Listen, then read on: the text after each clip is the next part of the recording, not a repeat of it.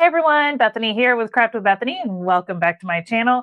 Today is the most anticipated tutorial I've probably ever put out on this channel.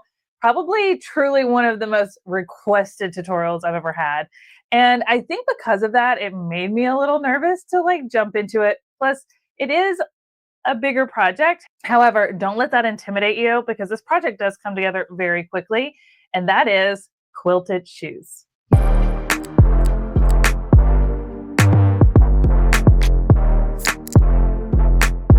You heard me right. Today, I'm going to walk you through how to make beautiful quilted shoes just like mine. And we're going to have some fun together. I'm going to share all my best tips and tricks, everything you need to know, and all the supplies are linked in the description. So please be sure to go check that out. And we're going to walk through a lot. So if you feel like there's bits that you already know the answer to, feel free to skip ahead on those parts. But I am really going to dive in deep because I want you to be set up for success. I truly believe the more you know, the more comfortable you'll feel tackling this project. They're really fun. And the first question I'm going to answer today is probably the question I get the most every time I wear these is, are they comfortable? They're actually really comfortable. So let me show you what these look like before you sew them up. It's just 2 rubber soles and it does come with the inserts. The inserts are actually surprisingly really comfortable and nice. They've got a nice little arch support, not a huge one, but these are meant to be really flat soled shoes. Now, you do not have to use these inserts. You can use your own. So if you need more support, you can go get inserts that fit these shoes that work better for your feet. So I have not done that. I find these inserts to be comfortable for me. I've worn these for reference, to expos and sewing shows and been on my feet walking 10,000 plus steps in them and have not had any issues. So I love it. That's just me. Now you see here, I've got the black soles. I did order those and I'm going to show you the fabric I picked out for those. And then I also have another pair of white soles because I do want to make another pair with white soles. And then I am ordering a set of soles that are like a tan brown color. I really need a fall set of shoes. So I've got my fun, bright summer colors. These are going to be more pastel to match my quilted sweatshirt. If you haven't seen that tutorial on my YouTube channel, go check it out. And then these are going to be all black and white, which I'm really excited about.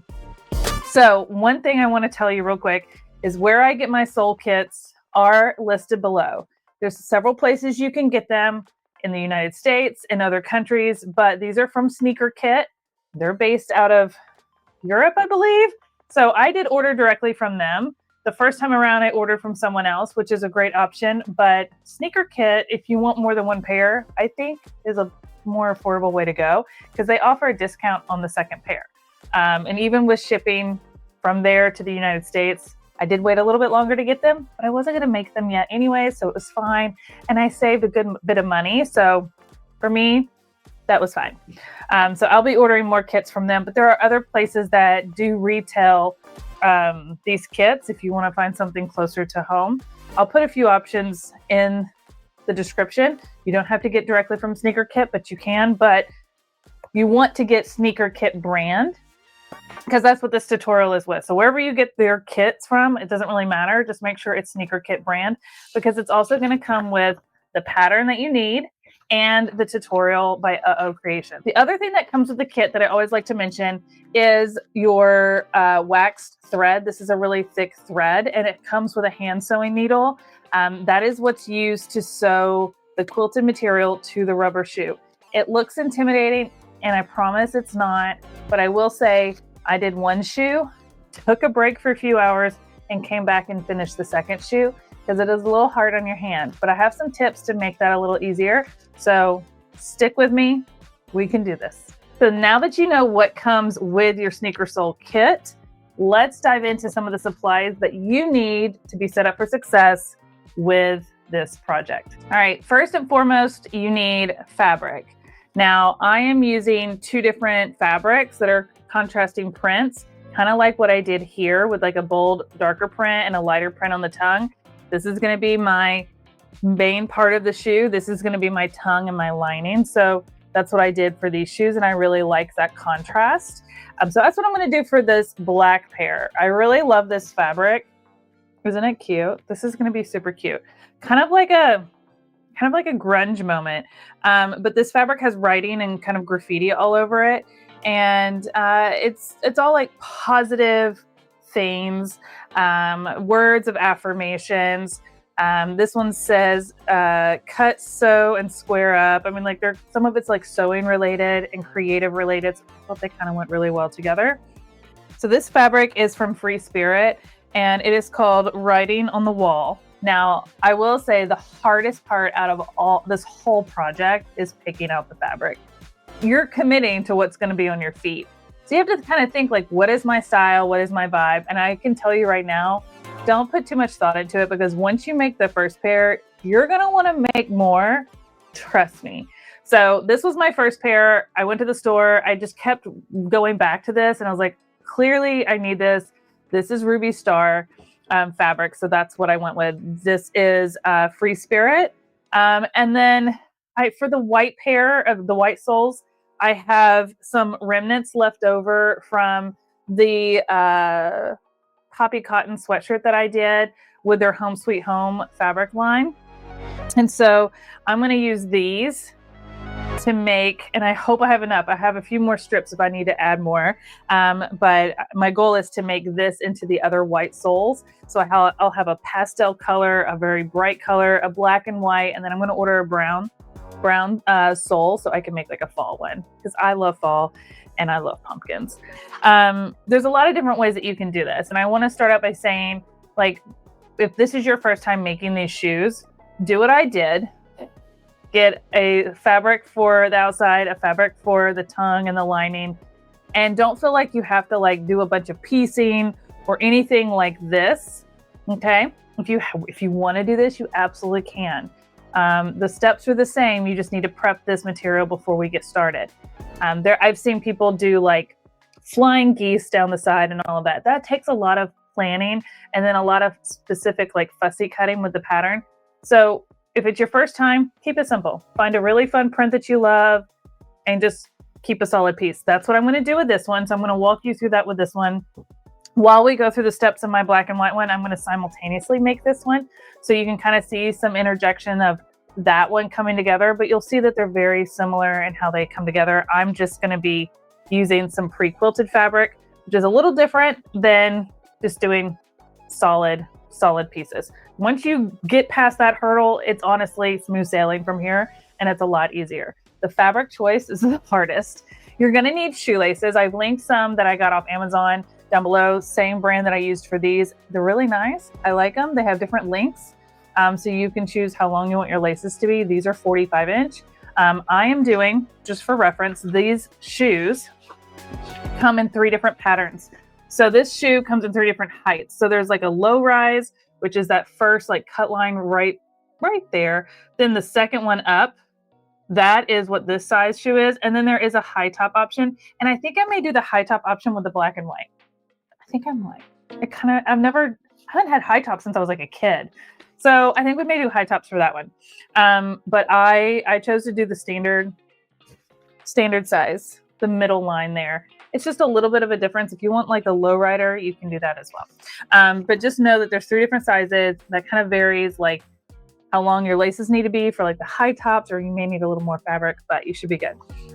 So you can get laces. These laces do come in different lengths. There's a lot of different solid colors, but there's so many fun laces out there. So go explore. The other thing you're going to need is a little set of eyelets. I linked this below, so you can use this one. It comes with a lot of colors, including black and white, that I'm going to use for the high tops. And I haven't quite decided what I'm going to use for this one yet. We may just go white. So there's a lot of options. For these shoes, I use teal. It happened to match perfectly, the teal that was in here with these shoes. And so I'm going to walk you through how to do eyelets. You can do them with this set.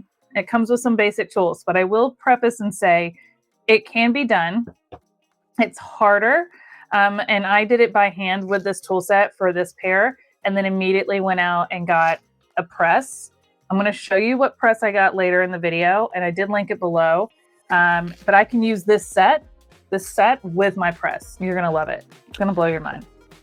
You're gonna need fabric scissors, rotary cutter. You're gonna need rulers, basic things, a point turner. Most importantly, you're gonna need double-sided fusible foam. Now the pattern calls for one-sided, but I used double-sided on this one and I found it to be easier.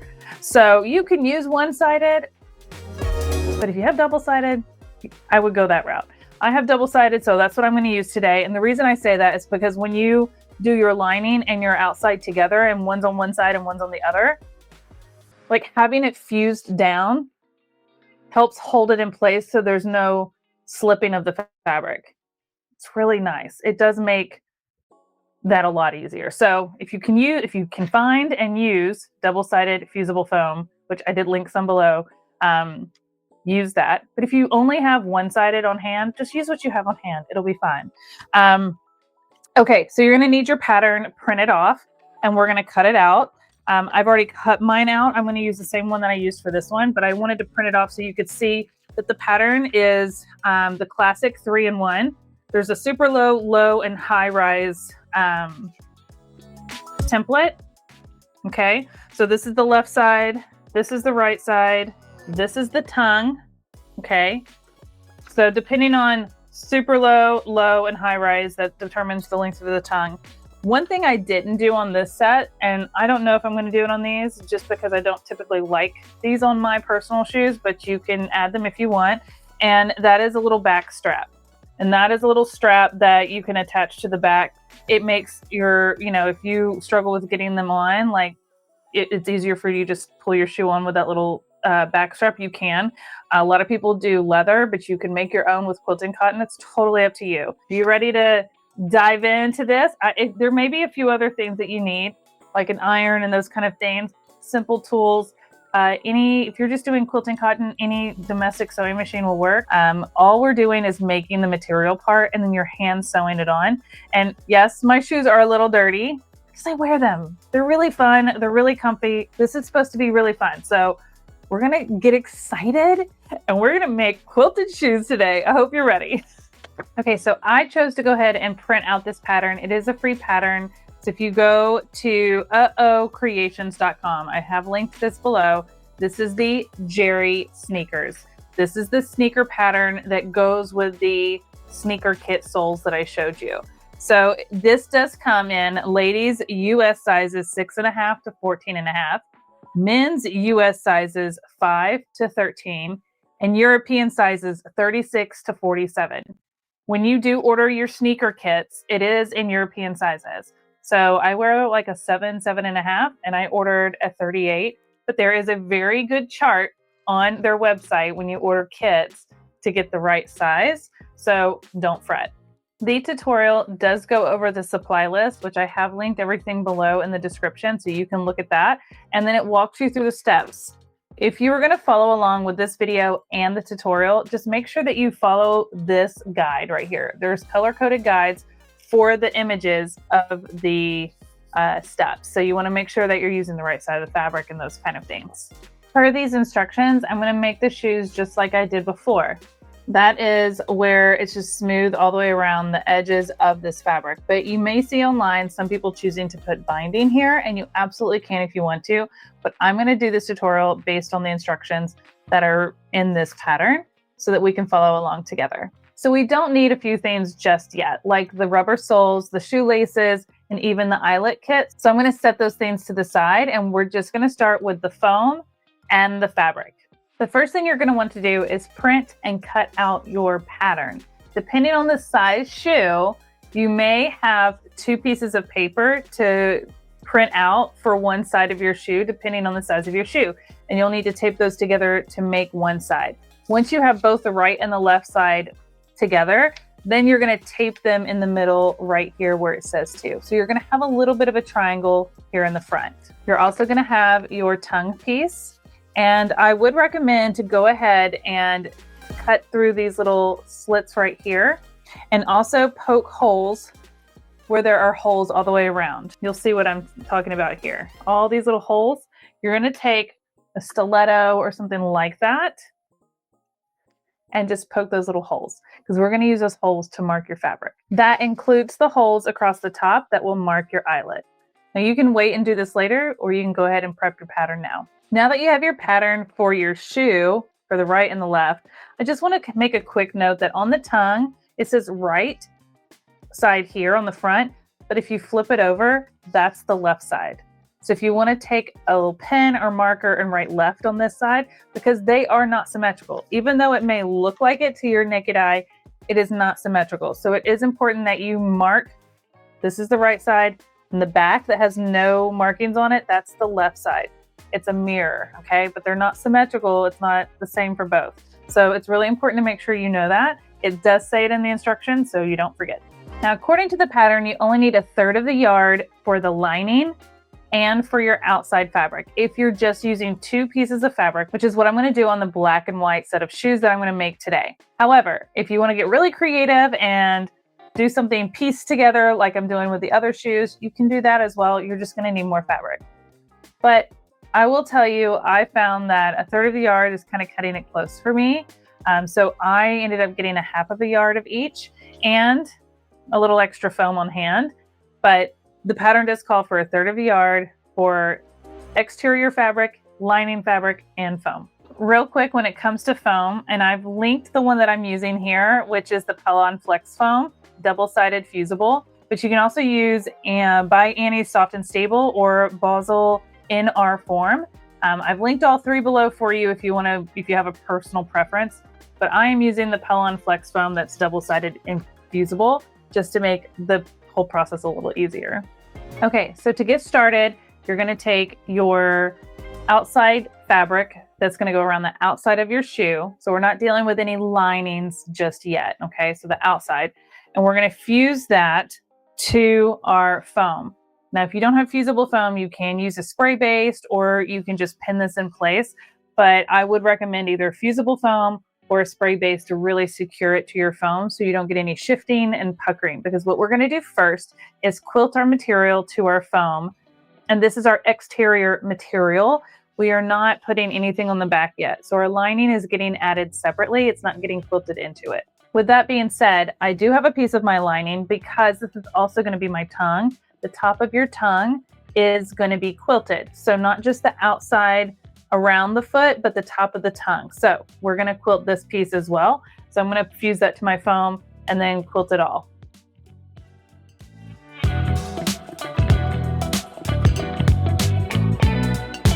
All right, so here are my 2 pieces with the foam fused to the back side. This side is fusible as well, so you want to make sure you don't touch that side to the iron. And so what we're going to do now is quilt these. Now there's so many different ways to quilt these. It's up to you, but I like to keep it simple and do straight line quilting. But if you do straight line quilting at an angle, you can see with this shoe here, it can be really fun and add just a little bit of texture and dimension. For this one, I went with a color that really blended in. So I went with a teal thread that matched. Whereas on the tongue here, I went with hot pink. So it made the stars pop a little more, but it really showed up on that white to give it a little more oomph. Have fun with it. For this one, I currently have black thread in my machine because honestly, with as busy as this is, I think the black's going to get lost, especially like on this one. Maybe not so much on this one, but we'll see how it looks. Now, because I am working with black and white, it's going to be really hard to mark this with like a friction pin. But if you have fabric where a friction pin can show up, and a friction pin, by the way, if you don't know, and I have these linked below, is a pin that will disappear with an iron, and I recommend only using the black ones. I find that they typically iron away without any issues. Some of the colors tend to leave a hue behind, so I only use the black ones when I use these. So there's a lot of different ways that you can mark this, but one of my favorite ways is one of these little tools right here. They have a few different names, but if I linked it below, it's called a point turner, but it has this extra little curve on this back side. And it kind of comes to a point right here. So when you hold it like this, you can use it to go along a ruler, and it will put a crease in your material so that you have a creased line. It's a temporary line, but it's a visual line to be able to follow for stitching, especially straight line quilting. Because we've got this foam on the back, it leaves a nice indentation that you may not be able to see on camera, but I can definitely see it when I go to sew.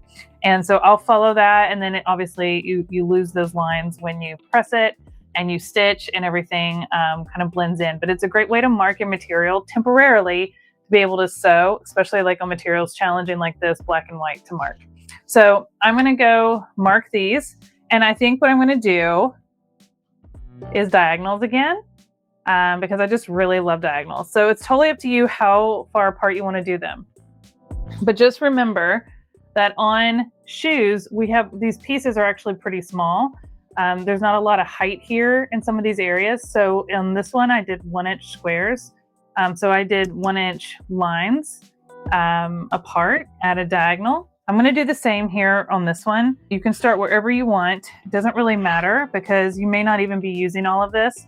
And the reason I have big pieces is because this is a busy pattern and I kind of want to fussy cut my pieces. So this is the foot I'm going to be using on my machine to do my straight line quilting, because it has this adjustable guide to get any width that I want. So I'm going to use this on my machine so I don't have to worry with drawing lines or making crease lines. So the first thing I'm going to do is lengthen my stitch. My straight stitch defaults to 2.5, but because we're going through some thicker foam, I am going to bump it up to 3 or 3.5. It's up to you. The other thing is I'm going to use that first line that I drew as my first guide to stitch across. You don't necessarily need to backstitch because we're going to be cutting out pattern pieces here, so there's no need to take time to do that.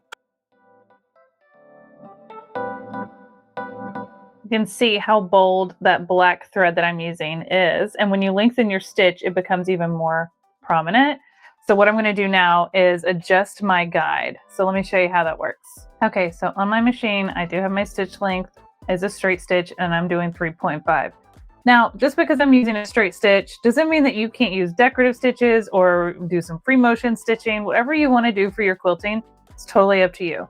This is what I'm doing to keep it really simple, because don't forget, a lot of this is going to get lost in these small pattern pieces. So from here, I have my line, my stitch line.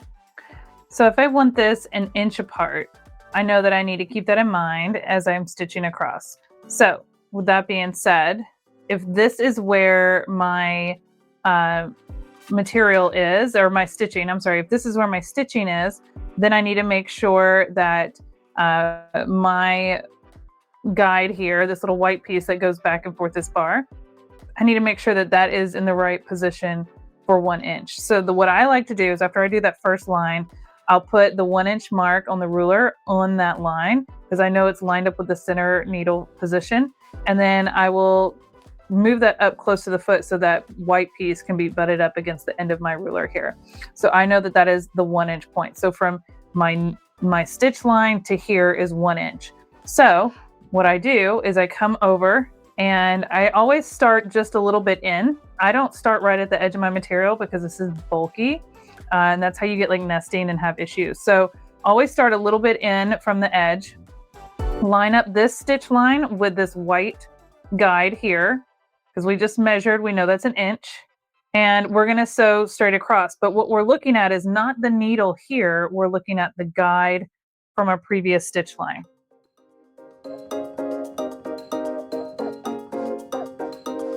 So my eye is here, not over here.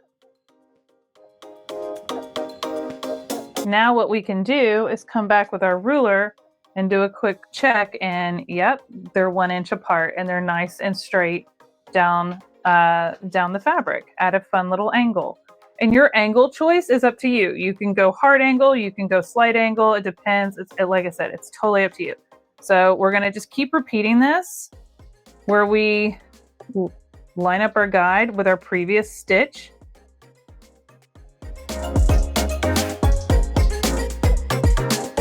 All right, so I'm going to keep working on this. Once I get done with this piece going this direction, I'm going to turn it and go the other direction. So I have a cross hatch pattern, and I'm going to do the exact same thing to my black panel. And then I'm going to meet you back here once both of our panels are quilted and ready to start cutting out our pattern pieces. So I have finished quilting the panel that's going to be for the tongue of my shoes. and the panel that's going to be for the outside of my shoes. So real quickly, I wanted to show you how these two pieces come together. There you go. You can see those dotted lines, and we're just going to match it up like that. So these pieces of paper are going to butt up against each other, but they're not going to touch all the way down. That's for another step. So we just want to tape. I've got my material quilted and ready to go. So the next step, you've got to pay attention. So this is where I recommend getting your instructions out, specifically this paragraph right here on the bottom of the page 2. This is telling you exactly which way it needs to go. So the key thing is, if you've got material that is directional, you definitely want to make sure of that. If you've got material that you're like fussy cutting, you definitely want to make sure that you're like marking through from the front to the back with like a pen, so you know where you want all your points to line up. For me, it doesn't really matter. This is kind of all over the place. However, for this one, I've noticed that most of the words are reading in a certain direction. So there is, to me, a direction here. This is what you're going to do. You're going to flip it over. We're going to trace this out twice. And we want to leave some space between tracing them out, because we do have to add some seam allowance as well. Even though it says right here, because we've put this on the back of the material, we actually need to flip this over. This would be the right foot. So what we're going to do is trace this, and this would be the right foot, and then we'll flip it back over and trace it again, and this will be the left foot. We will be marking these on the back, so you'll want to have a marker available that isn't a friction pin, because this will heat away and then you'll not know which foot is which. Ask me how I know. That got a little tricky. You can always line up your pattern piece to it again if that happens, but to avoid that, you can get a Sharpie and write right and left on the back of this foam, because nobody will ever see it. So what we're going to do is trace these, and you can use a Sharpie for this. Like I said, nobody's going to see it. I'm just going to use my friction pen because we're going to cut this out. Now you probably saw there's this little notch right here. That little notch, you definitely want to make sure that you draw out and cut that out. So now my next one, since I did this one right side up, I'm going to flip it over and do right side down. So this is actually going to be my left shoe. This one's going to be the right shoe. Now I know, because I've read ahead, you always want to read ahead in your patterns, but I read ahead. I know I need more seam allowance across the top than I do the bottom. I don't need really any here. So that's why I'm putting it closer to the bottom and giving myself more room here. The top of the tongue, this is the bottom, and then this is a little piece that we're going to sew onto the tongue that your laces can go through. I'll show you what that looks like. Right here in this shoe, it's this little piece right here. Kind of keeps your tongue to your laces so it doesn't fall down into the shoe too much. I did mine to blend in with the tongue so it wouldn't be noticeable. But you can do whatever you want with that. That could be a fun little accent piece if you wanted. This is the part that gets sewn into the toe of the sole. So this is the top. You want to make sure that this piece isn't like going edge to edge, because you need a 1/4 inch seam allowance around this part. Not the bottom, but just around the rest of it. So, and since this is directional, it's not like I can turn it this way. Okay, so what we're going to do is I'm going to start with the tongue, because I already have it here out. We're going to do these first. So I'm going to set that aside real quick, and I'm going to get my lining. Okay, so I've got my lining fabric. It is right side up, and I'm going to take my tongue panel and put it right sides together to the lining. Next, you're going to take some long pins and pin the layers together. So what we're going to do next is we're going to stitch around most of the tongue, but not all of it. So this is where it's really important to pay attention with the instructions and with what I'm sharing with you. So you're going to start at one point, you're going to go all the way up and down and stop at the other point. That is where you're going to sew. We are not sewing along the bottom curve. That part is being left unsewn. You're going to do this for both tongues, and you're going to backstitch at each point, and it is even recommended in the instructions to do a second row of stitches on top of your first row to give reinforcement. These are shoes. They're going to have a lot of wear and tear, so we want to make sure that we keep them safe. When you're sewing around these curves, like up through here, it's going to be important that you leave your needle in the down position, lift your foot, and pivot to go around those curves.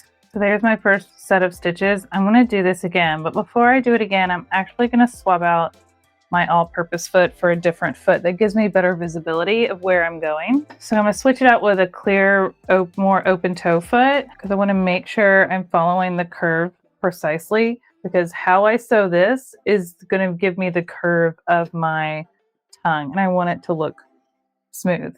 That foot worked so much better. So both of these are done, and I'm going to go ahead and show you the next step, and then we'll repeat this for the shoes, but it's a little different. All right, so now that I have finished stitching twice around both of the tongues, except for this bottom curve that we're not stitching, it is time to cut it out. This is the part that I want you to pay very close attention to. We are going to cut along this drawn bottom curve of the tongue where our little notch is.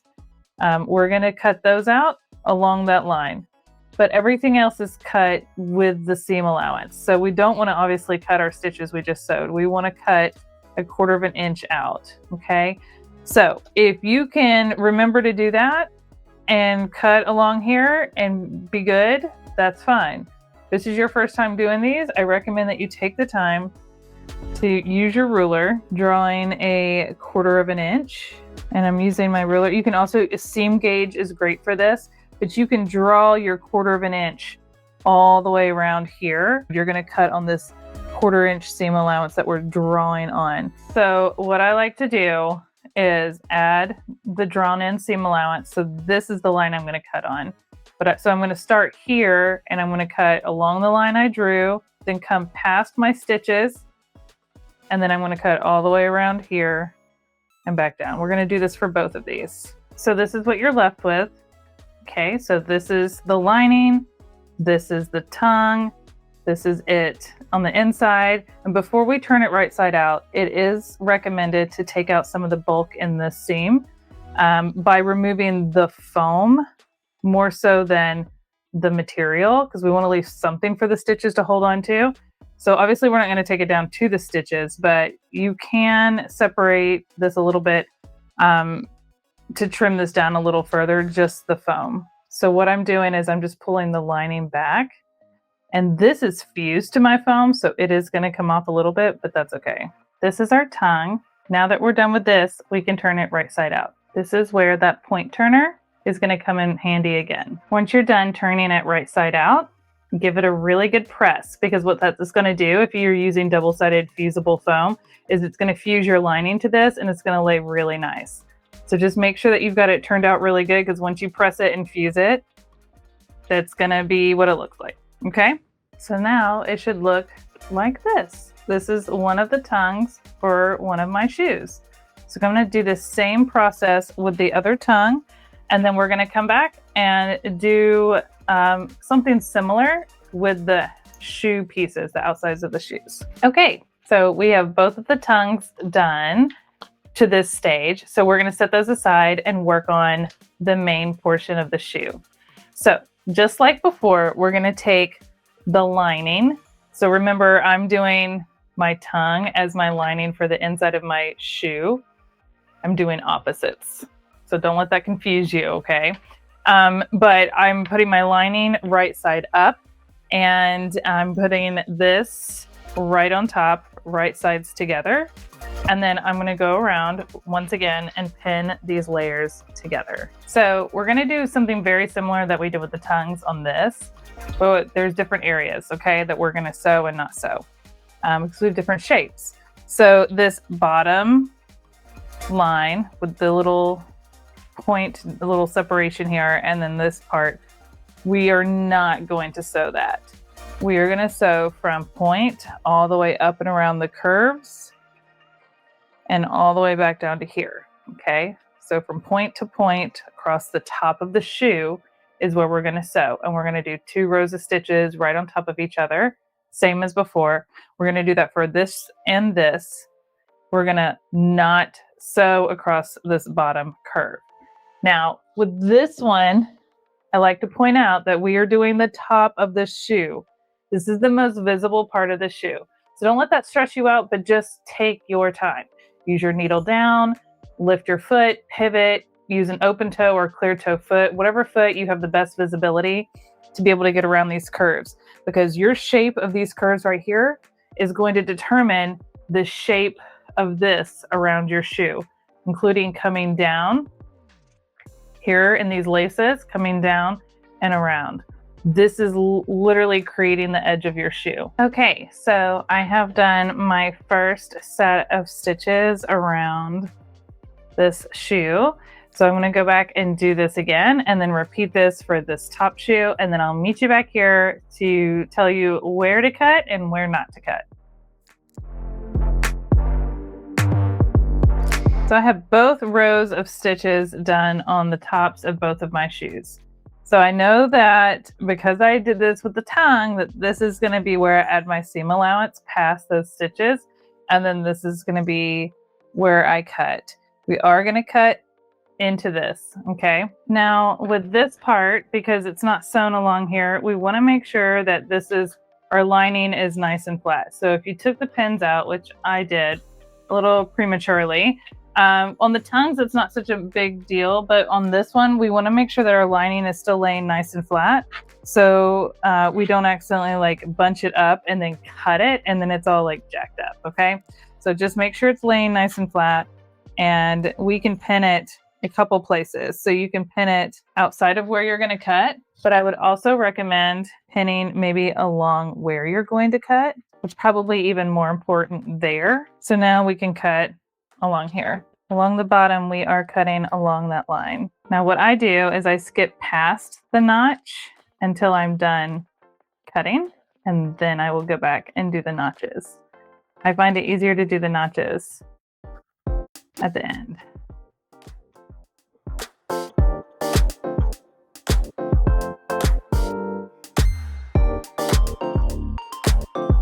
For these tiny little notches, I like to use my snips. All right, so now that this is done, we can definitely take these pins out. We're going to take this and turn it right side out. And I find that these pieces are the ones where the double-sided fusible foam really come into play. Because when you first lay it and flip it over, you'll notice that you've got some foam showing, but we don't want that. We want it to come all the way down to this edge. And when you fuse it, it really helps. So what I like to do before I fuse or press anything is I want to really run my point turner along my seams. I find that this really helps me get a nice crisp line and turn along the edge of my shoe. So when I first look at it laying here, you can see a lot of the white. We don't want that. We want this to roll to the back. So we're really going to have to make sure that when we press it, we pay our attention, we take our time, and we pull this down so that from the front, you don't see the white like you do right here, okay? So that's why the double-sided fusible foam is so helpful. If yours is not double-sided on the side, maybe put a little basting spray and then pull it down and secure it in place and then give it a good press. So what I'm gonna do is I'm actually gonna press from the front first and really kind of tuck that white up under all the way around. And then I'll flip it over because the heat won't transfer all the way through. And then I'll flip it over and I'll pull this down and give it a good press. So I find the Aliso craft iron really good for these smaller projects because it's got a nice point and it gets very hot, and I'm not using any steam. So I'm just going to use this to help press down these edges and pull that white to the back. And then I can flip it over and pull the white down to the back and fuse it. Okay, now that I did that one corner, do you see how nice that looks? Some people like to start in the middle, and if that helps, then you can. It may be helpful to line up this notch, this point that's turned out. Ooh, that is looking crispy. I love it. There is my first piece.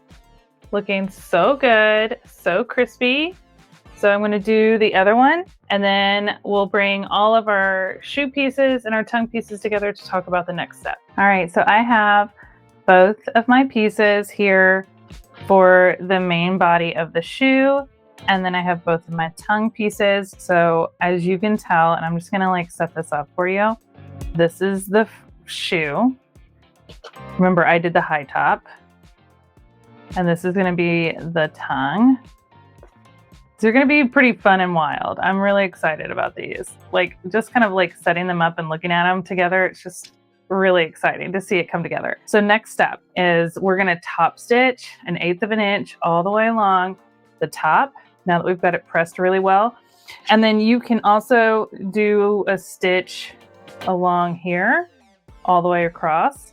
This is just going to make sure it stays down and in place. Even though I have double-sided fusible foam and it's fused down, it is a temporary hold. So I don't want, as I'm like using the pieces to put them into the shoe, that it starts to lip. So I will be doing just a simple base all the way around the bottom, just close to the edge. And I am going to go up into this notch, but my most important stitch is going to be that top stitch.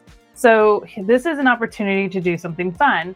You could do a thread that really stands out and highlights it. But if you're like, I don't know if top stitching is my expertise and I want it to kind of blend in case it's not perfect, then use a thread that blends in. For me, I'm just going to do black because that's what I've been sewing this whole time. For reference, on this shoe, I did the teal that blends in here, and it may be hard to tell on camera, I did pink as my top stitch. So have fun with it. It really doesn't matter. Have fun with it. I did pink for my top stitch on my tongue, and then I just left that in to go around the shoe because it's such a tiny little detail that really only I will probably ever notice and appreciate. Top stitch around both of our shoe pieces and our tongue pieces. And again, you can close up this bottom as well. One little tip I like to share with top stitching, if top stitching makes you nervous, is a little trick, because we want to get close to the edge. We want to be 1/8 of an inch in. But if you do that where you're lining up with your needle in the center needle position, you have not a lot of material under your foot here. And what that does is it makes it a little challenging to control the material when your foot is not completely on the material. So what I like to do is line up the edge of my foot with the edge of the material, because now there's material all the way under the foot from edge to edge. And I use that edge as my guide. But then I'm going to move my needle over to the right. So for a straight stitch, you're just changing the stitch width to move your needle over. If you have a mechanical machine, you may have a needle position dial on the top or somewhere on your machine, and you can use that. And so that's going to get my stitch much closer. Now, is it 1/8 of an inch? Not exactly. This is a wider foot. So what I may want to do before I stitch this down, change my foot to maybe a little bit more of a narrow foot. This one's a little bit more narrow. This is just my all-purpose foot. Let's see where this one gets me. This one feels closer. And we're going to go with this one.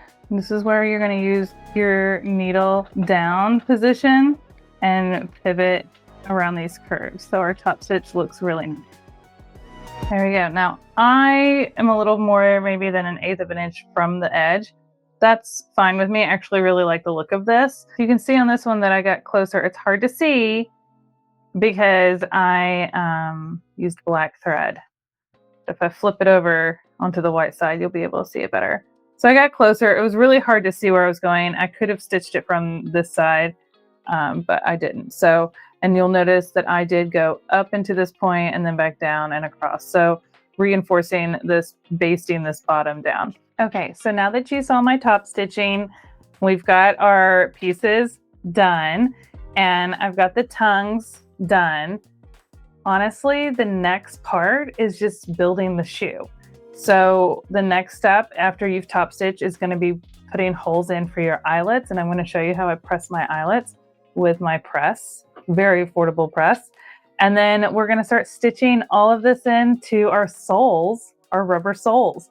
So we really don't have a whole lot left. This is the bulk of it. So if you've gotten to this point, give yourself a pat on the back and maybe you can do like me and go take a little break because we're in the home stretch. This next part is my favorite part because it's when it really starts to take the shape of a shoe and you really start to see it come together and it's just really cool. So the next step I'm going to show you on a different one because I think it'll show up better on camera than this dark fabric, but I'll give you some tips on marking this. Okay, so I went ahead and did the tongues and I'm just going to show you, see how easy it is to see all of the little spots that I marked and the lines for the shoelace piece.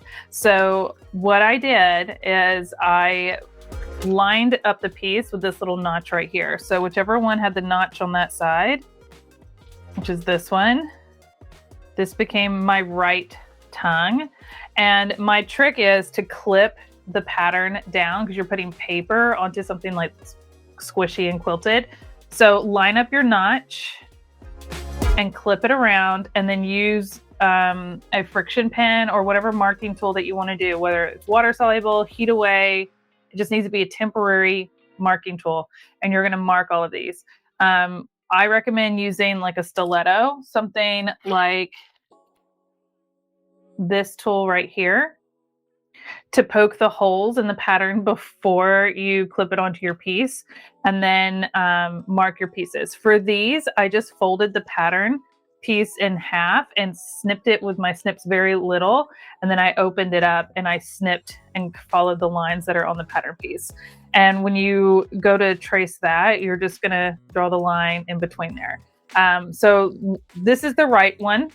So my notch lines up here, so this is the right. So what I did is I flipped it over and wrote the R with my friction pen. So that's on the back. So if you press this, this will go away. So make sure it's well pressed and everything before you do this, okay? So that means since I was text up on this one, then I'm gonna set that aside. I need to flip this one over. Remember, I wrote the word left on the back. I've lined up my notches. I've done the same thing with my dots and my lines, and then I flipped it over and wrote an L on the back. Just make sure that your pattern piece is always on the top side of your material piece, meaning the quilted side. That's why we have a lining that's not quilted. It helps us know which is the front and the back. So that was this piece right here. So those are done and set aside. By the way, all of these little dots that we see here, these are the stitch markings.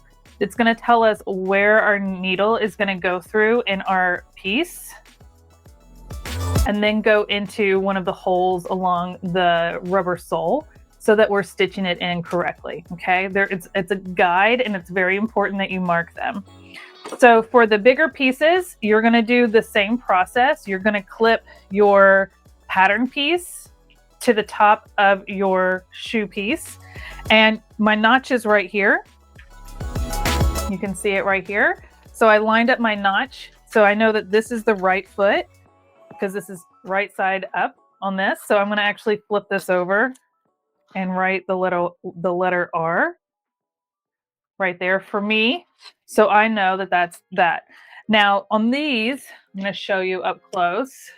We've got a few extra things to mark. So we've got all of the dots to go all the way around. You've got 2 rows of dots here. That'll make sense when we go to sew it onto the soles. You've got a couple of dots that come up here.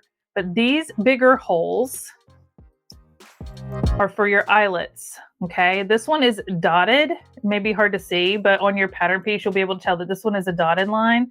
Circle. If you are doing the low profile sneaker, you're not going to do this one. That's why it's dotted. If you have the slightly higher profile sneaker like mine, you're going to do this one. Okay. So these, I make a bigger circle, bigger mark in. These are just little marks. That way I know that these are the eyelets. So for the lowest profile sneaker, you're going to have only 5 eyelets. For the medium profile sneaker, you're going to have 6 eyelets. And for the high top sneaker, you're going to have 8 eyelets. So it's going to go all the way up into here. Okay. So just make sure that you're marking all the eyelets that you're supposed to have for your sneakers. Now, you don't have to lace through all of them, but we are going to mark and put eyelets in all of the ones based on the shoe size that you have, the shoe style, I guess, that you have chosen. So I have actually already marked this one. I'm going to take it off. I use a lot of clips because I want to make sure I'm lining it up perfectly. So now you can see all of my dots going around, and my bigger marks for my eyelets are more pronounced so that I know that those are eyelets. And I do that because we do have a few dots here on the end of the toe, and I want to make sure that I know the difference between the two. It's very important. You want to make sure that you're marking your pattern piece before we close up this gap, which is what we're going to do next after we mark up the piece. Because once you close up this gap, it's giving it more of a curved shape, and you want to be able to mark your markings before you curve it, so while it's still flat. So with this one, since I did this one first and it was the right side up, I'm going to flip this over and I'm going to line up everything starting with that notch. And I kind of like to line up this bigger opening in the back of the heel. And then I like to go to the toe. And then I'll clip the rest of the way around. I'll do all of my markings with my friction pin, and I'm basically just going in and putting in little swirls like that. And for these, my holes are a little bigger, so I really fill it in. When it comes to marking this, we're gonna have to come up with a unique way to do so because it is black. So it is hard with chalk, but I'm gonna see if I have a chalk pencil that will work and show up on this black fabric. If not, I will probably most likely use my stiletto and just poke holes straight through the paper and the material to mark it. It'll be a little harder for me to see, but it's going to be challenging for me to see regardless because I did choose black fabric. So this is what we're going to do, and you're going to do it on both sides of the shoe piece. And once you do that, you can set that one aside, and we're going to do this one. So I thought I'd walk you through it. Obviously, you're going to need some eyelets, and I've linked this kit in the description below because it comes with a lot of fun colors to start and choose from. This kit also includes the backing pieces that you need for the eyelets, as well as the tools to punch your holes and set and press your eyelets, which you can do manually. Now, you can do it with these tools and like a rubber mallet or hammer and some sort of like solid backing for these to protect these tools without needing a press. That's how I did my first shoe. It's not super easy to go through the quilted foam. That's why I immediately invested into this. Now this is a 1-ton arbor press. I picked mine up from Harbor Freight, literally the same day that I made my shoes and went home from Sewing Club. I went to Harbor Freight and picked this guy up. They run about $60 to $70. I will link it for you. I use a piece of HDPE, which I've linked in the description, as a protective base to have a flat surface on my arbor press. And it comes with like a metal disc that goes here, but I took that off because I really just need a flat surface.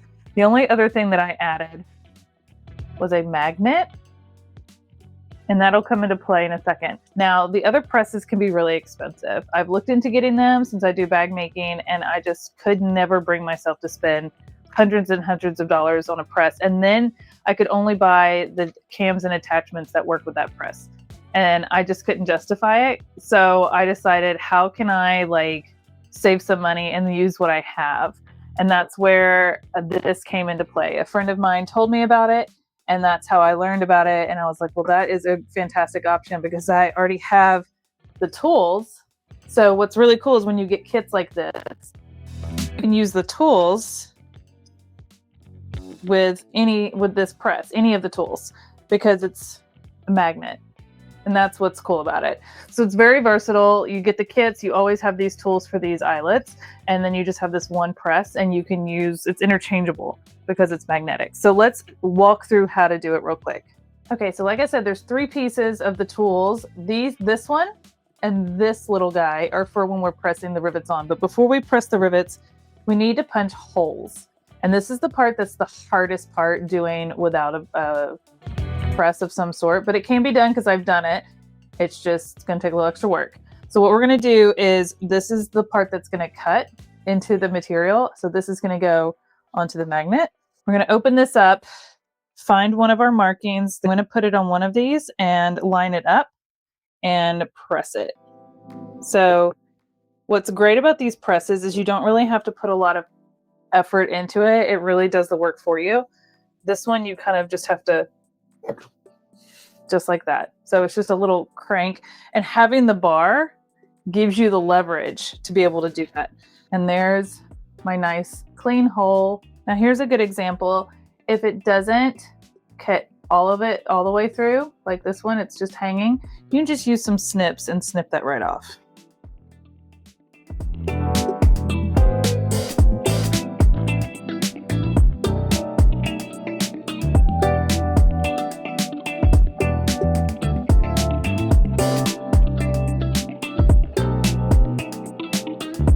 When you are done, you're going to end up with all these little circles of fuzzies inside here, and you can just use the stiletto, poke all of that out.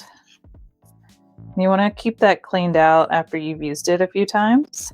See all of our nice crispy clean holes. That's so much faster than doing it manually. So what we're going to do is we want this rivet on the front of our shoe. So I'm going to put that on the front. And by the way, these kits come with instructions, so please follow the instructions that come with your kit, but based on the ones that I'm using, this is how you do it. There is a secondary tiny little bead here. There is like a round smooth side, and that's the top side, and so we want that facing out, and it just goes over the back side of that rivet on the opposite side of the hole. There's this little tool right here, and the white side, the pretty side of my rivet that's on the front of my shoe, is gonna go up against this. It's gonna protect it from getting smushed. This one has a hole in the end of it, this tool, and that's gonna go right into that little post. And we're gonna set it down and lower it so that this is sticking to the magnet, okay? We're just gonna give it a gentle little squeeze. Don't have to do it too hard. And we've got a beautiful rivet in place. Pretty side of the rivet on the front, right into the hole. Washer piece, I'm not really sure what it's called, but it's the back piece. And put that so that the round side is up. I'm gonna put this here.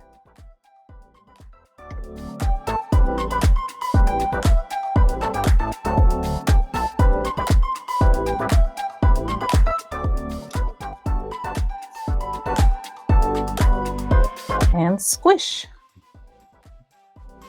And there's another one. All right, so there's all the rivets for one side. Now I just need to do these.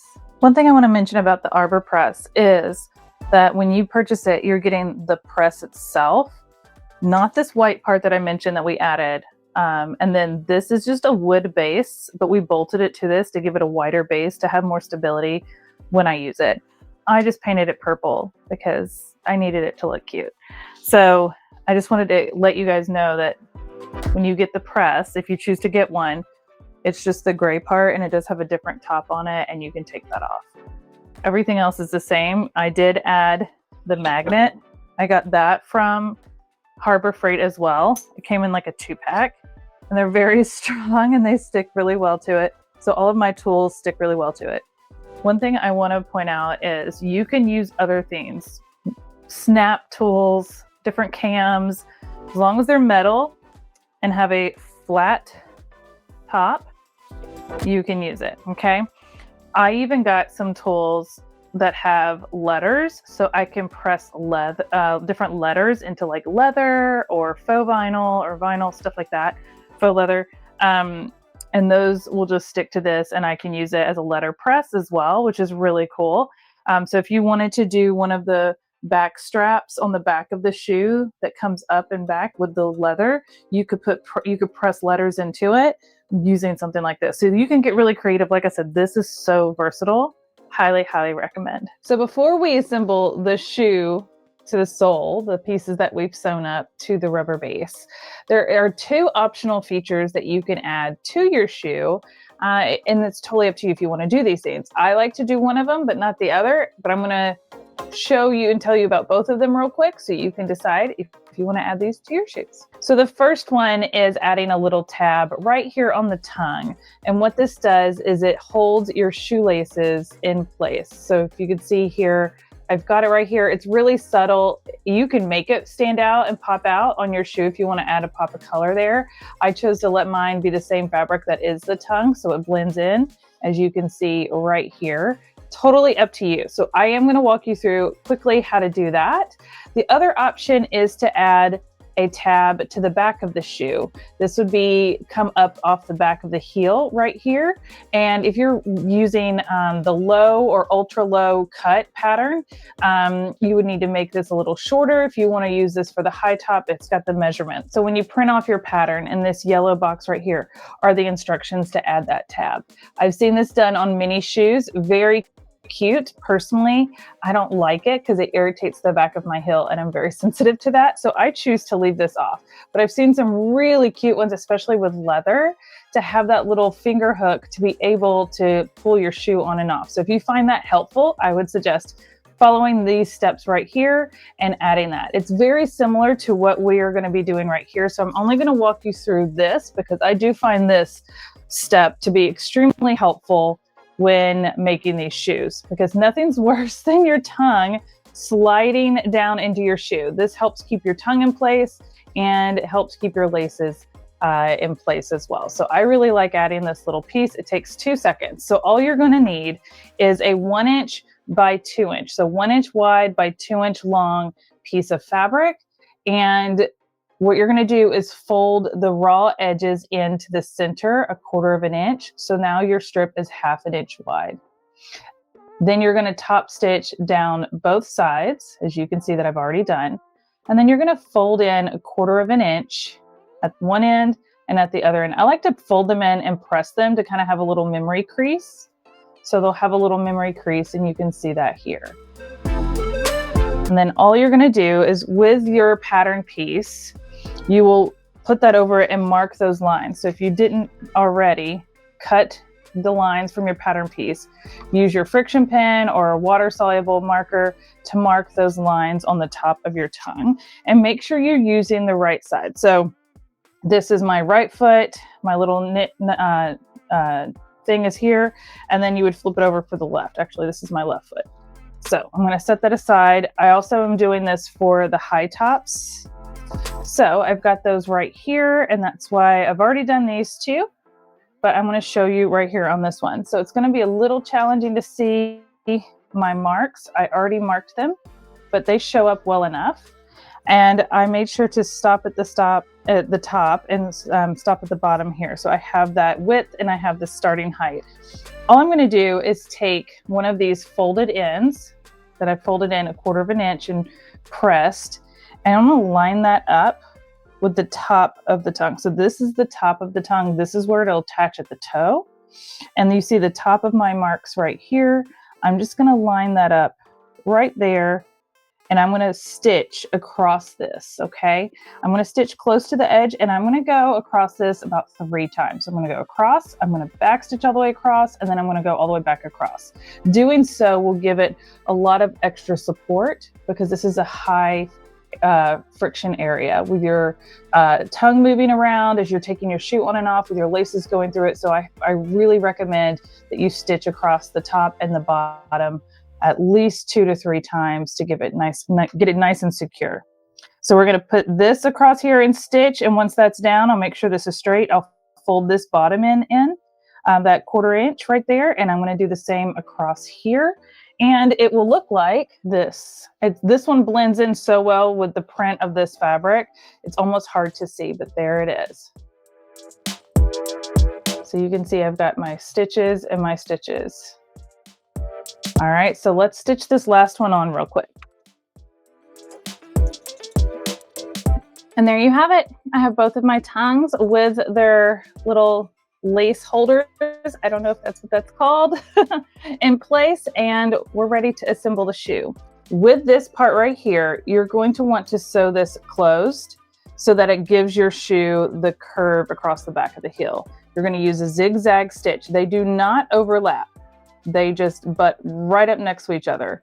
Start at the top, zigzag and back stitch, zigzag all the way down to the end and back stitch. I actually backed all the way back up to really secure this closure. You want to just stitch in this area, starting right at the top of the V and then going all the way to the end and then back stitching to reinforce it. Okay. And then it will look like this. I just used white because that's what I had in my machine and it helped you see it better. So I'm going to do this one real quick for my left foot. And I put my needle down, I put my foot down, and I'm just pushing these together. I am not overlapping. My zigzag stitch is set to a 2 millimeter stitch length and a 5 millimeter stitch width. And that was perfect. That's the default zigzag stitch on my machine. So yours may be different. So that's why I mention it. All right, so it is now time to attach our shoe around the sole, and we'll do that part first, and then we'll do the tongue second or last, and then we'll be done with our shoes after we lace them up and try them on. So let's walk through the steps to do this. I actually really enjoy this process, but I'm going to give you some tips to make it easier on you and your hands. And if I could give you any advice, do one, take a break, come back and do the other one, because we are going to be threading and hand sewing this on to the rubber sole by hand. This is not a machine part of the project. We are done with the sewing machine. So as you can see here, I have my right shoe and my left shoe, maybe a little backwards for you. And, but they're right for me. And I did make sure that I had the right shoe and the right tongue on each side using my pattern pieces. Please, please, please double check that before you start sewing on. There is a difference in the shape. You can see that there is a difference in the shape from one side of the foot to the other, and you want to make sure you're sewing the correct one onto the correct sole, or else it will not work. Okay, so let's start with this right shoe. I'm going to take the tongue and set it aside, again keeping it separate. The first thing we're going to do is take this sole out. These I find pretty comfortable. I've not replaced the ones in my other shoes that I've already made. However, you can swap these out for something that's more comfortable for you that will fit in here. So just know that what comes with it, pretty comfortable, considering this is a flat sole shoe, but if you want to change it out, you can. All right, so it's gonna sit in here just like this, with obviously this zigzag backing up to here. But I want to point out something on the inside of this shoe, and I hope this shows up on camera, but it may be a little hard. Let's see if I can get it to show. There we go. You see that little arrow right there? That's our starting point. That is the first stitch, starting from the inside and going out. So we need to make sure that we have that marked on here as well. If you remember on your pattern, there is a little notch. That is where that arrow will be. So if I put this in here, there's my notch, and there's my arrow. So I want to make sure, this is going to be hard to do on camera. There's my arrow, here's my notch, and I want to make sure that these are lined up. That is the starting point to get this on correctly. And the reason it is so important is because it will feel like it's a little off center, but it won't be, I promise. Trust the process, okay? Now, before we even start stitching on, we're gonna use something called a stiletto.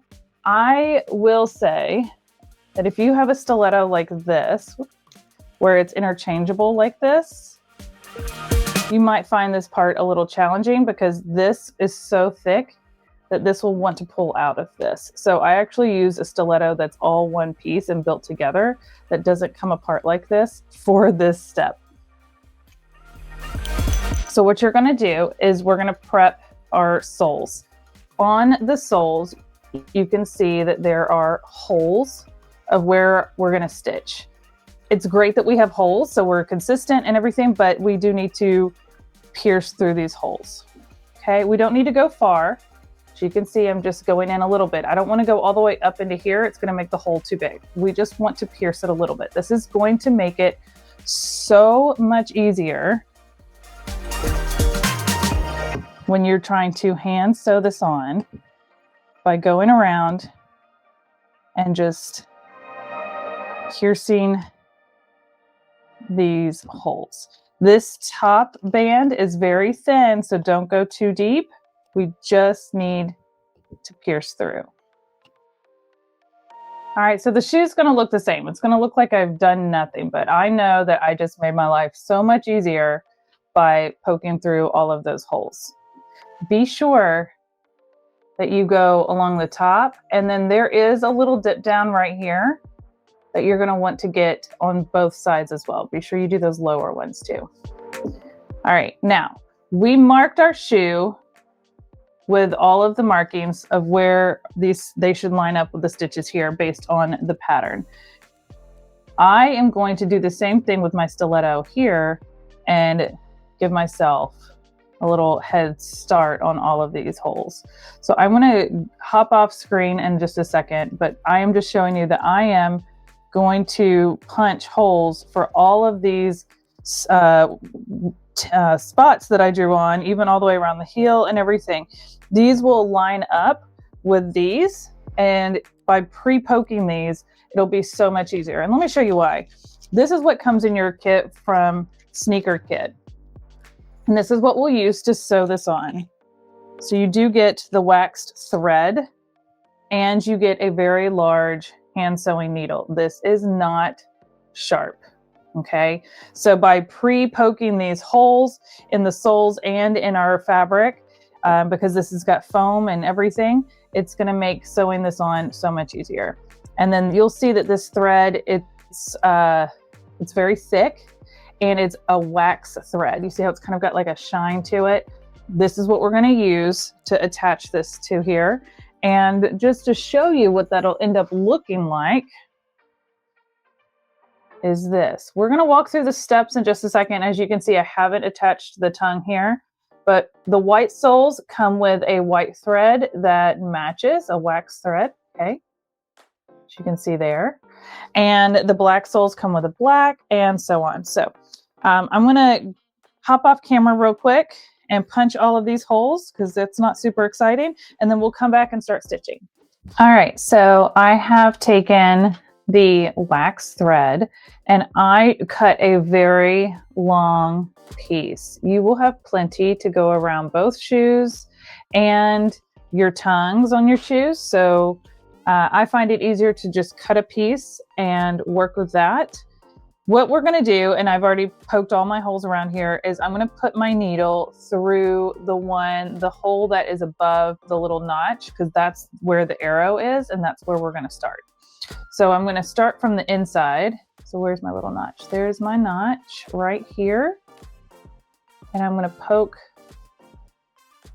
this through. So what I did is I went from the inside and I'm going to the outside, and I just have a little tail here for my wax thread. And I'm going to slide this. This is going to be hard to show. Okay, so just bear with me. My arrow is right here, which means my hole is right here. I'm going to take my needle and poke it through that hole. So now I know that the notch and the arrow are lined up. And then I'm just going to pull this through. And you want to make sure that it doesn't get tangled.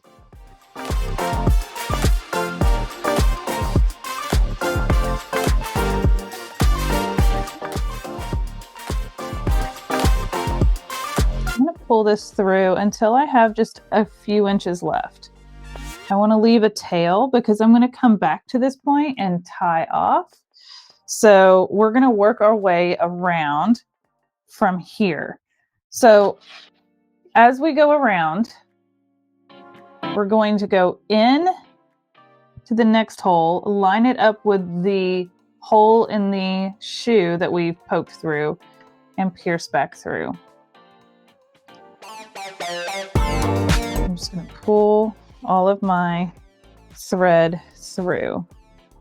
We do want to keep it tight as we go, okay?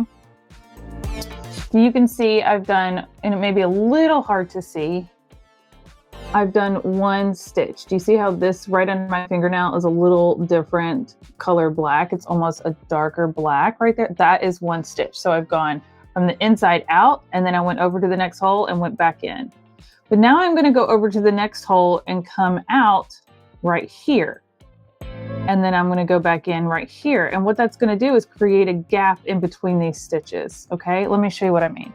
So now from the inside, I'm going to find the hole. I can see it because I pierced it. So now I've come back out this side. So here is my first stitch right here. And I've come back out, and I'm going to go back in right here. By doing so, it's going to create a gap right here, but that's okay, because what we're doing is we're working our way all the way down to this point at the top of that curve. We're going to go from that curve and then come back through. When we get to this point, we're going to work our way back and then back across here. We're not going across the front of the shoe yet. By doing this and skipping every other stitch, when we work our way back, we will fill those gaps. There isn't a stitch, okay? Again, trust the process. So I'm going to go into this hole and into the next hole in my shoe and pull that through. And I'm just going to keep working my way to here, and I will show you what I mean of how to go down this curve in just a second. Okay, so and just like that, it is already starting to take the shape of a shoe, which is so exciting to see it come to life. So we've started here, we've worked our way down. As you can see, every other stitch was skipped in that process. I've stopped right here with my thread on the inside. And now I'm going to go down to those lower holes. And so let me just show this better. So I've stopped right here because this is the end of the front of the shoe or the side. These are for the tongue. So we're going to stop right here above this curve. My thread is on the inside, and then I'm going to find that lower hole and come down and go across these lower ones and work my way back. And when I get back to here, I'm going to fill in that curve gap. But one thing I want to make sure you're doing before we go to that lower part, make sure you're pulling tight as you go and that your laces are laying, or your thread is laying nice and flat in this groove. Should be no twisting, gapping. It should not be sticking out from the shoe. Sometimes these lower ones can be challenging. I've got my needle through the hole in my fabric, but I'm struggling to find the hole here because I can't see it because the fabric covers it. So sometimes you just poke your little stiletto through it again. And then you can kind of see where your stiletto is, and that's like, oh, that's where my needle needs to go. So as I pull the stiletto out, my needle can follow in right behind. There we go. So take your time with these lower ones. Be patient and use your tools. It's a lot thicker. This rubber right here is a lot thicker. So you may want to use a thimble or even some pliers to hold on to your needle and protect your hands, because this part is honestly the hardest part. All right, so I'm going in to this last hole across the bottom here. Now that I've got to this point right here, I need to start working my way back. Okay, so what I want to do, because my thread's on the inside, is I've come through this hole onto the inside, but from the inside out, I want to come out here so I can go back in here. And by doing so, I'll fill that gap. Does that make sense? So what's helpful about this is we've got our stitches on the inside to see where the hole is, but it is going to be tight. We've already gone through it once. So as you can see right here, I've pierced through there. There we go. Pulled it nice and tight. Sorry, it's hard to hold it on camera and do it at the same time. But you have to use some elbow grease. So now that I've come out here, I want to go in here to fill the gap. And it does poke through pretty easily because we've already stitched through these holes. Now you see I've got 3 stitches in a row. I have filled the gap. So now my thread is on the inside. I'm going to come out this hole and back in this hole. Okay, so let's do that one. There we go. And I'm going to go back in, I'm doing this backwards, back in right here. All right. What we can see here is I've gone all the way back across the bottom here, this lower part, and filled the gap, but now I'm at this curve. So I'm going to come out right here and go back in at the top of the curve. So I'm going to come out from the inside at the bottom of the curve, go back in at the top of the curve. And when I pull my thread, I'm going to use my finger to let it fall into that curve.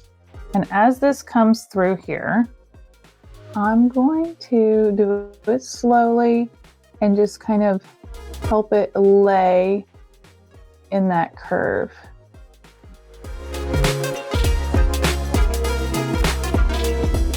There we go. So it should look just like that.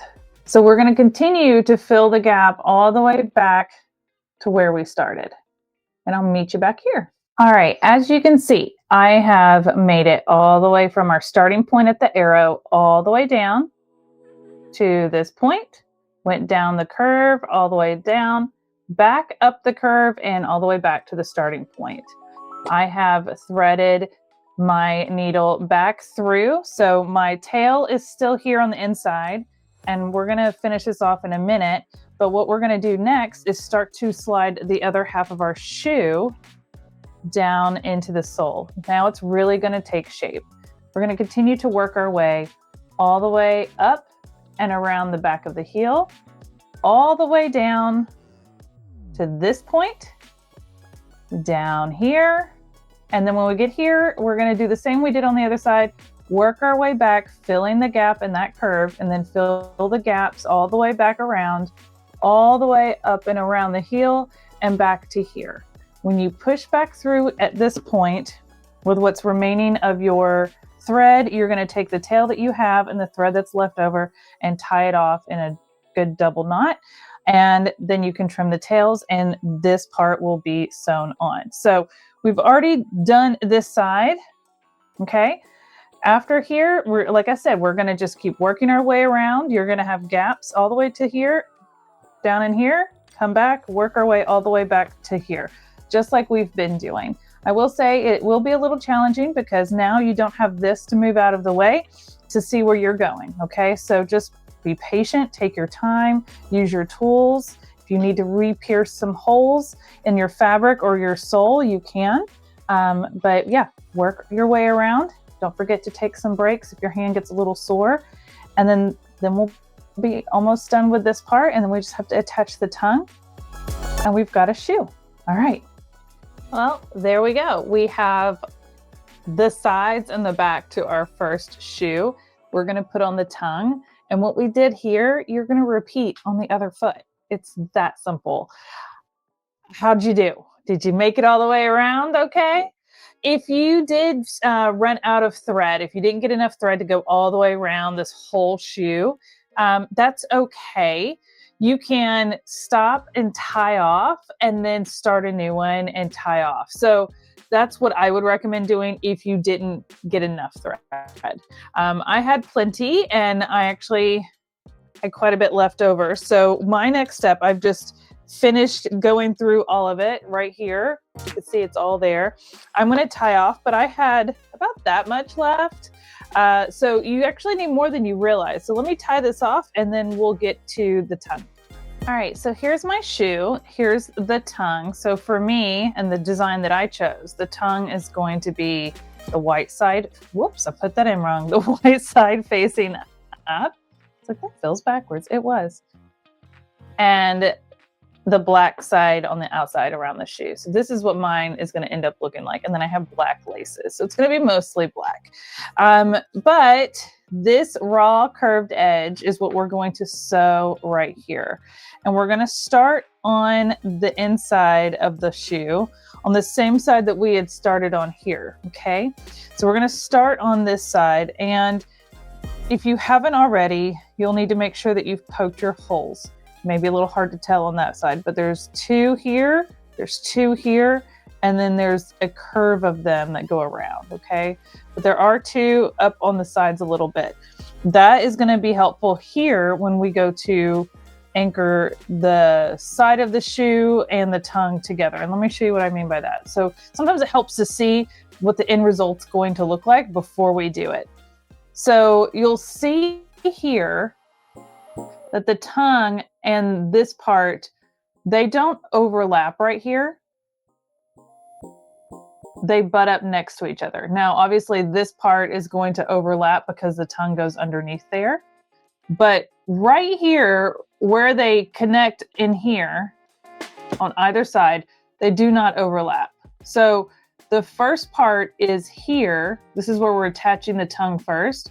But if you read the instructions, it does say to take one stitch back into the shoe and then back forward because we stopped here. So we're going to start here, go into here, and then work our way around, do the same, and then work our way back around so we don't have any skip stitches. So let's do that together. So not these two up here. We're going to start at this last bottom point on the curve. And I'm going to put my needle in from the back to the front. And then my first spot that it's going to go in is right here. It's this one right here. So we've done this one, but we're going to start here. And I'm going to put that through if I can. There we go. And I'm going to weave this through and leave myself a little bit of a tail again, just like I did last time. I want to leave a tail that I can use to tie off when we're done. Now, what I was saying a minute ago is instead of continuing to work your way forward, we actually want to go back into this stitch and then come back out and keep working our way forward. So we're going to go in, and this is where I'm going to have to sit it down and use my fingers to hold the fabric in place. Now I do want to make sure we get it pulled nice and tight.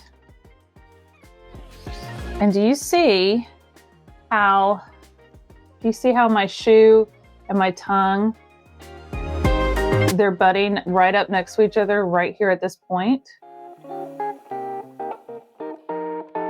They're not overlapping. They overlap up here because it's a tongue, but not right here where they connect. So this is where I started on the tongue, and I'm just going to pull that back through. And what that does is it helps secure that tail that I have on the inside from where I started.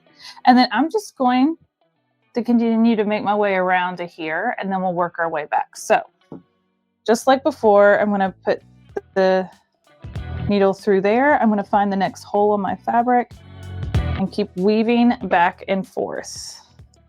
Okay, so as you can see, I've gone all the way around the tongue from one side to the other, starting on where the big toe would be, from the left to the right when you're looking at the shoe. Okay, so I started here and went all the way over. I have gone in to the inside, so my thread's on the inside at the very end of where, again, my tongue and my shoe meet. If your tongue and shoe do not butt up on both sides, you missed a stitch.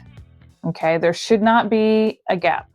Okay, I've seen people put the wrong tongue on the wrong shoe and it gets off. So please make sure that you are stitching on the right tongue to the correct shoe. And if you do, they'll butt up to the sides of the shoe here and here. So my thread, I've gone in right here. My thread is on the inside. I'm going to bring my thread through this hole. So I just went in right here. This was the last hole on this tongue piece. And now my tongue and my shoe meet up perfectly. My thread's on the inside. I'm going to bring my thread out right here and then back in right here. This is going to close that gap, that empty space. And then I'm going to work my way back across the front of the shoe. So I have no more gaps, all the way back to this side, and then tie it off. So this is the trickiest part of sewing these together because now you've got everything enclosed and it's really hard to see down into the toe, but you have to do the toe after you do the sides. All right, so this is my last little gap here. So I'm going to put this back through, pull this through,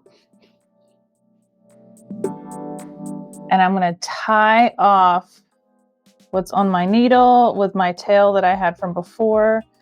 And I usually do like a triple knot. There we go. It is really taking shape now.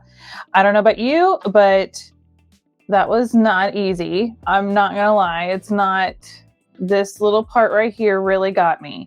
So my hand's a little sore. I actually ended up using my Caterpillar Flex Light and I stuck it down in the shoe and I put my stiletto through the front So I could see where my needle needed to go. I got hung up on one spot right here.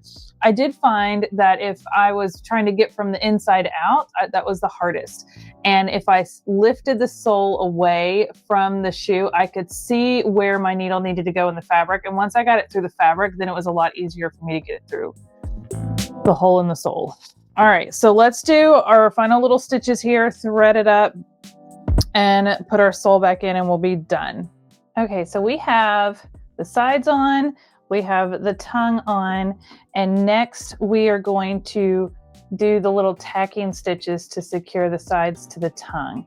And so what that's going to end up looking like are these little tacks like that. There's one here and then there's one here.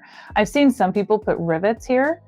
If you have the tools and ability to do so, you can, but I'm going to teach it to you just like the instructions. So we're going to do the little tacks because we have the holes there for that already.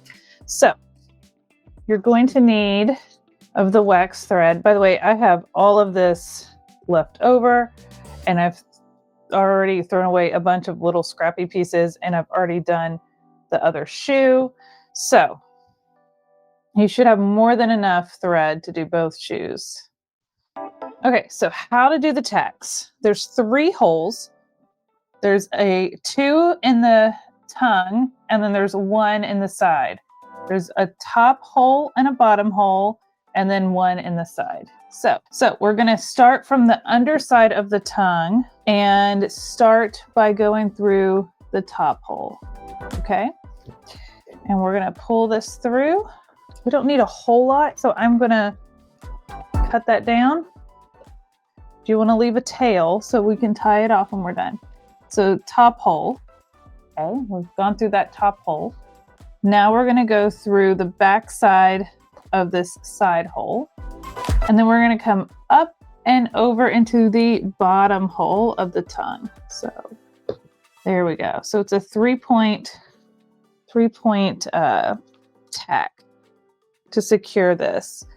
And when you're done doing the first one, I kind of reach in and grab the tail that I had left over and kind of just pull it all snug.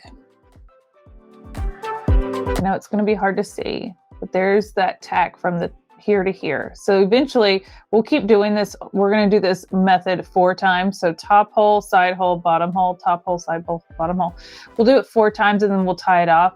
And the more you do it, the tighter it gets. And then you'll just see that top tack. This is where the tongue and the side are going to start to overlap a little bit. So there is my tack.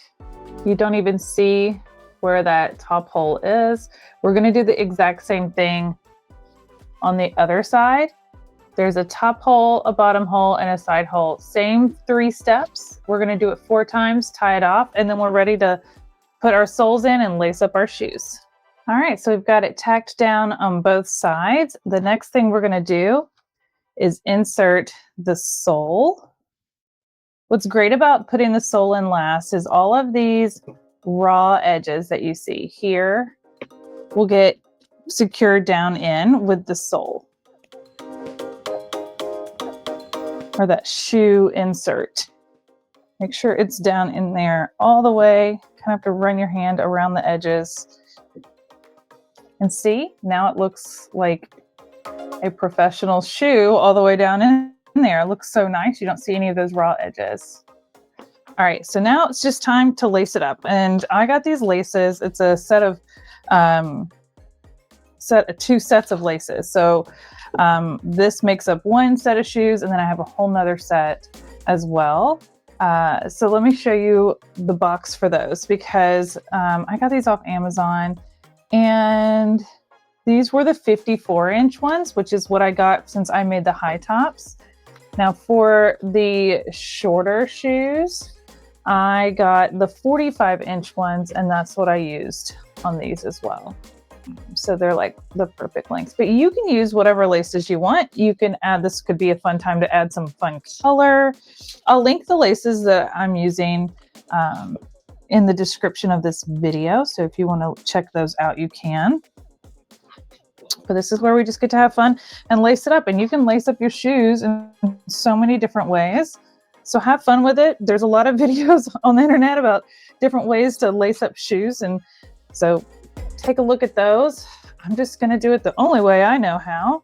All right, so there are my high top quilted sneakers. How fun are these? They turned out so good. I absolutely love them. So now off camera, I'm going to do the same to finish up my other little patchwork strawberry ones that I've been working on alongside in this video. And then at the very end, you'll see me wearing both sets. I have made 3 pairs of quilted shoes and I have more that I'm already planning up. So this is the first pair I made.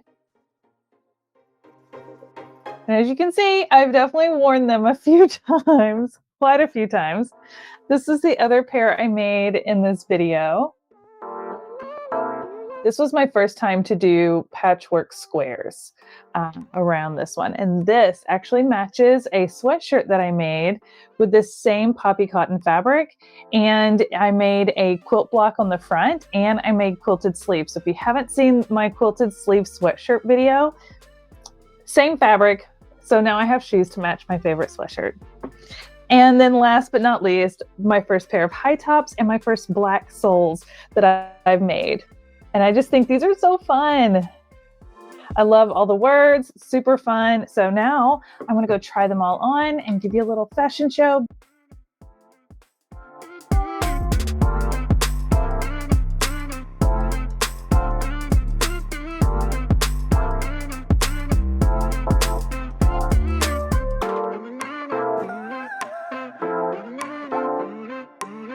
Thank you for watching this video. If you make a pair of quilted shoes from this tutorial, I would absolutely love for you to tag me in your photos or videos saying that you were able to do them. I want to see your shoes and the creativity and the fabrics that you come up with. So please, please, please tag Craft with Bethany on Instagram or Facebook or even here on YouTube. I'd love to see your makes and your shoes and how you style them. All right, guys, thank you so much for watching. Be sure to subscribe to my channel, click that bell for the next tutorial, and I'll see you soon.